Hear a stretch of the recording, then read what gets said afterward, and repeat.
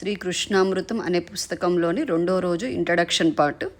యదా యదాహి ధర్మస్య, ఎప్పుడైతే ధర్మం సన్నగిల్లుతూ ఉంటుందో, ఎప్పుడెప్పుడైతే అధర్మం పెచ్చు పెరుగుతూ ఉంటుందో, మరి అప్పుడు ప్రజలంతా సత్యాన్ని మర్చిపోయి అరాచకాలలో, అక్రమాల్లో, అధర్మాల్లో మునిగిపోతూ ఉంటారు. అలాంటప్పుడు అంతా యోగీశ్వరులు అవతరించి మర్చిపోయిన సత్యాలను ప్రజలకు తిరిగి తెలియజెప్పి వారిని అధర్మం నుంచి వెలికితీసి సత్యాన్ని, ధర్మాన్ని పునరుద్ధరిస్తూ ఉంటారు. శ్రీ వేదవ్యాసులు వంటి వారు అయినటువంటి మహాయోగీశ్వరులు సత్యప్రబోధం కోసం ఎప్పటికప్పుడు పుడుతూనే ఉంటారు.